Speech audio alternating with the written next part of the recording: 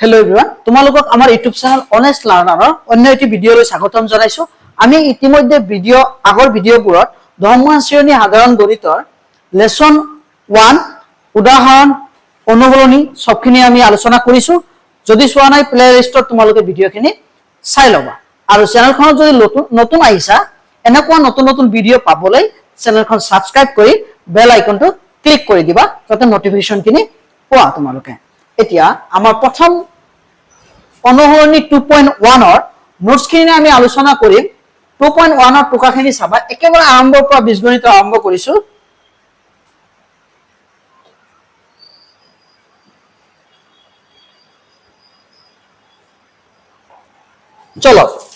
চলকটো চাবা যে বীজগণিতত ব্যৱহাৰ হোৱা অজ্ঞাত মানক কি বুলি কোৱা হয় চলক বুলি কোৱা হয় ইয়াক ইংৰাজী বৰ্ণমালা সৰু ফলা আখৰেৰে বুজোৱা হয় যেনেকৈ ABCD XY সচৰাচৰ XY U T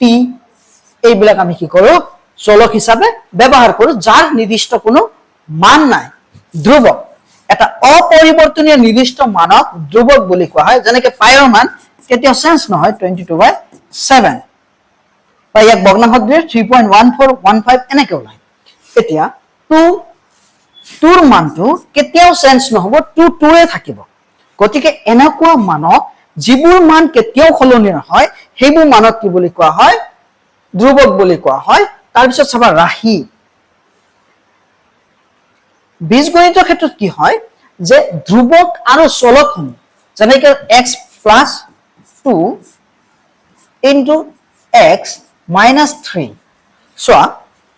ধ্ৰুবক আৰু চলকসমূহ যদি প্লাস মাইনাস ইনটু আৰু ডিভাইড আদি গণিতৰ চাৰিটা মৌলিক প্ৰক্ৰিয়াৰ দ্বাৰা সংযোজিত হৈ থাকে তাক ৰাশি বা বীজগণিতীয় ৰাশি বোলে যেনে x² + x - 5 চোৱা ইয়াতে x + 2x - 3 কি আছে সিঙ্গুলত আছে প্লাস আছে ইয়াৰ পিছত 2x এটো x² ধৰা 2x যে 2 আৰু x পূৰণ হৈ আছে -3 গতিকে যদি ধ্ৰুবক আৰু চলকসমূহ কি হয় যোগ বিয়োগ পূৰণ হৰণৰ দ্বাৰা সংযোজিত হৈ থাকে তাৰ তাক কি বুলি কোৱা হয় ৰাশি বুলি কোৱা হয় এতিয়া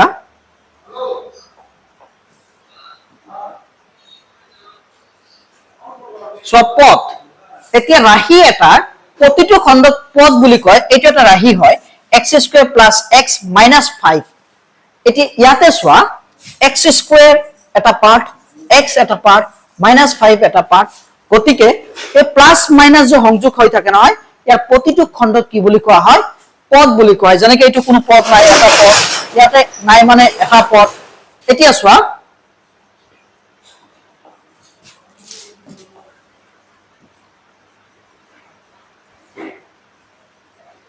যেনে চোৱা x² + x - 5 ত কেইটা পদ আছে তিনটা পদ আছে 5 নম্বৰ চাবা 5 নম্বৰত বহুপদ এতিয়া আমি ৰাশি পালো যে ৰাশিত কি হয় চলক বিলাক ধ্ৰুবক বিলাক যোগ বিয়োগ পূৰণ হৰণৰ দ্বাৰা সংযোজিত হৈ থাকে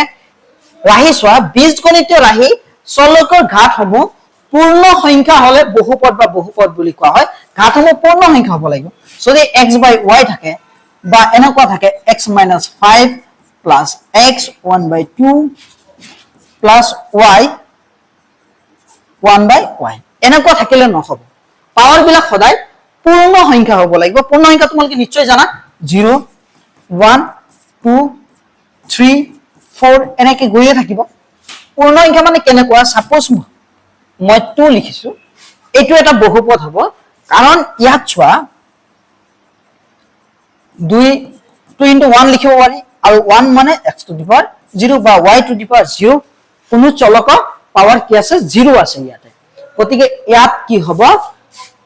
এইটো এটা বহুপদ হ'ব তাৰপিছত একপদ ৰাশি এটা পদ বিশিষ্ট বহুপদক কি বুলি কোৱা হয় একপদ ৰাশি মনোনিমিয়েল বুলি কোৱা হয় যেনেকৈ 3 4a 5a 7xy 9xy plus minus নাথাকিলে হ'ল বেলেগ পদ যদি x + y থাকি যায় তেনেহলে এইটো কি হৈ যাব দ্বিতীয় পদ হয় দুটা পদ যুক্ত হৈ যাব সো দ্বিপদ ৰাশি দুটা পদ বিশিষ্ট বহুপদক দ্বিপদ বহুপদ বুলি কোৱা হয় 3 + 7x x - 3 twice x + 3y 3a + 4ab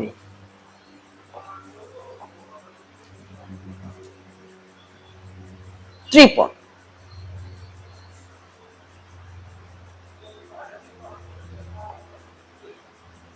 চোৱা ত্ৰিপদ তিনিটা পদ বিশিষ্ট বহুপদক ত্ৰিপদ বুলি কোৱা হয় যেনে x³ + x + 5x² চোৱা তিনিটা পদ আছে এটা দুটা তিনিটা ইয়াতো তিনিটা পদ আছে ইয়াতো তিনিটা পদ আছে গতিকে তিনিটা পদ থাকিলে ত্ৰিপদ ৰাশি বুলি কোৱা হয় মাত্ৰা বীজগণিতীয় ৰাশিত থকা চলকৰ সৰ্বোচ্চ ঘাতক মাত্ৰা বুলি কোৱা হয় আমি ঘাতক এক্সপোনেন্ট বুলি কওঁ যেনেকৈ x²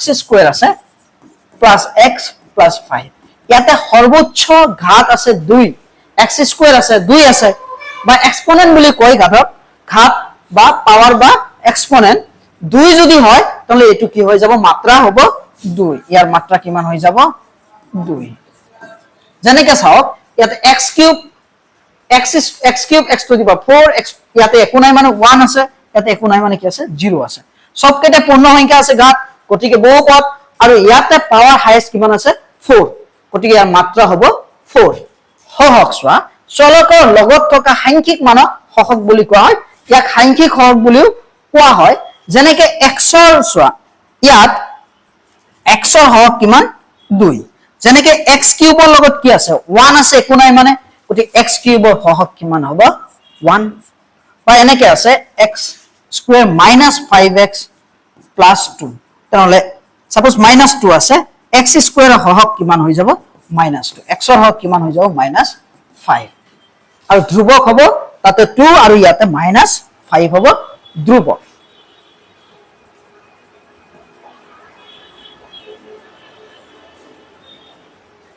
11 নম্বৰ চাবা ৰৈখিক বহুপদ যদি এক মাত্ৰা থাকে এক মাত্ৰা এটা বহুপদক ৰৈখিক বহুপদ বুলি কোৱা হয় যেনেকৈ x + y x + z - t চলক কেইটা আছে এটো কথা নহয় পদ কেইটা আছে এটো কথা নহয় যিমান পদ থাকক বা যিমান তোমাৰ চলক থাকক কিন্তু হেতৰ ঘাত সৰ্বোচ্চ ঘাত 1 হ'ব লাগিব দ্বিঘাত বহুপদ দুই মাত্ৰা বহুপদ এটা দ্বিঘাত বহুপদ বুলি কোৱা হয় কোৱাড্ৰেটিক পলিনোমিয়ালস যে ইয়াত কোৱাড্ৰেটিক শব্দটো কৰ পৰা আহিছে কোৱাড্ৰেটৰ শব্দৰ পৰা উৎপন্ন হৈছে যাৰ অৰ্থ হ'ল বৰ্গ স্কয়াৰ মানে দুই থাকিব লাগিব সৰ্বোচ্চ ঘাত ইয়াতে চোৱা 2 আছে ইয়াতো 2 আছে ইয়াতো 2 আছে আৰু এটা দ্বিঘাত বহুপদৰ সাধাৰণ আৰ্হিটো হ'ল x² + bx + c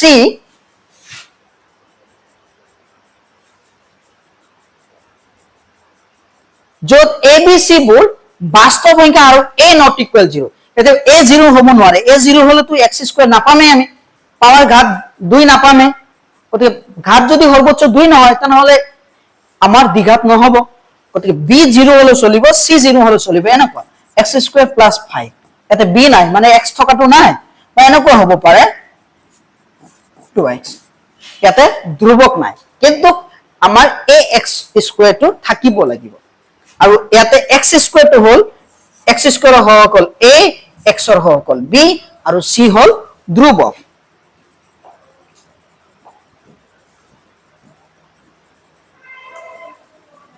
ত্ৰিঘাত বহুপদত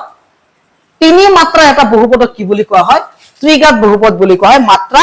3 হ'ব লাগিব সৰ্বোচ্চ ঘাত 3 থাকিব লাগিব সৰ্বোচ্চ ঘাত চোৱা ইয়াতে x³ + x² - 2x + 7 ইয়াতে চোৱা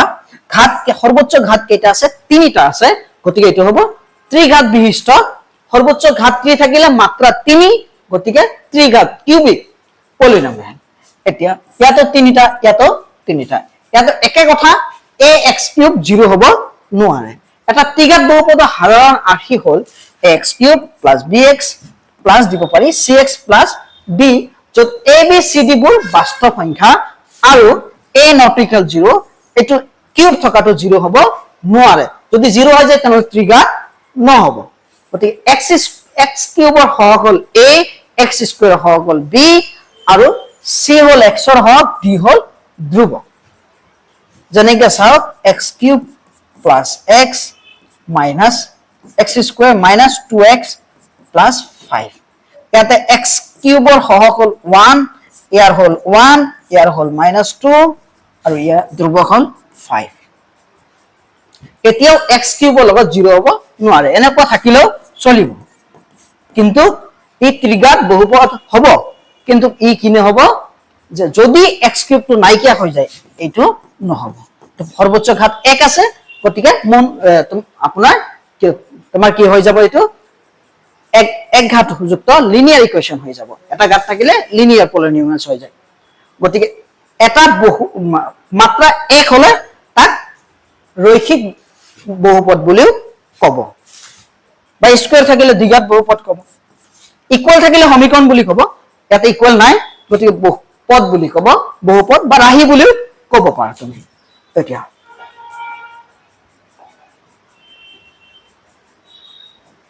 only 2.1 চোৱা কিছুমান বহুপদ px ৰ ক্ষেত্ৰত px ৰ ক্ষেত্ৰত চাবা px ৰ ক্ষেত্ৰত y equal px ৰ লেখবোৰ তলৰ চিত্ৰ 2.10 দিয়া আছে প্ৰতিটো ক্ষেত্ৰত px ৰ শূন্য সংখ্যা ওলোৱা শূন্য সংখ্যা ওলাব লাগে px ৰ শূন্য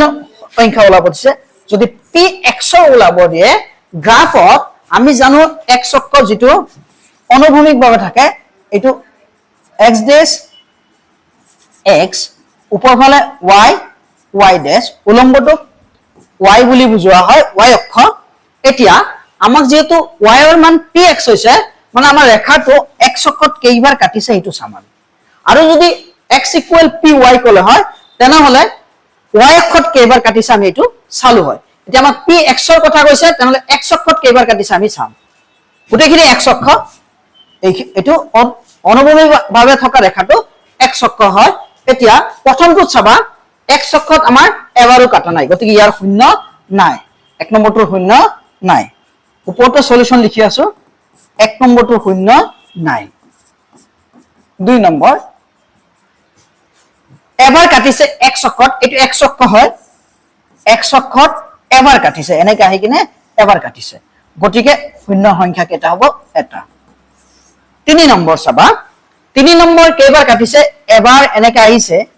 আহি কিনে এনেকৈ আহিছে এনেকৈ গৈছে এবাৰ কাটিছে দুবাৰ কাটিছে তিনিবাৰ কাটিছে গতিকে 3 4 নম্বৰ চাবা কেইবাৰ কাটিছে এবাৰ দুবাৰ গতিকে দুটা 5 নম্বৰ কেইবাৰ কাটিছে এবাৰ আহিছে দুবাৰ এবাৰ দুবাৰ তিনিবাৰ চাৰিবাৰ কাটিছে গতিকে আমাৰ শূন্য সংখ্যা কেটা হ'ব 4টা 6 নম্বৰ চাবা এবাৰ আৰু এবাৰ টাচ কৰিছে আৰু এবাৰ টাচ কৰিছে কেইবাৰ হ'ব টাচ কৰাটো এবাৰ হিচাপে লবা এবাৰ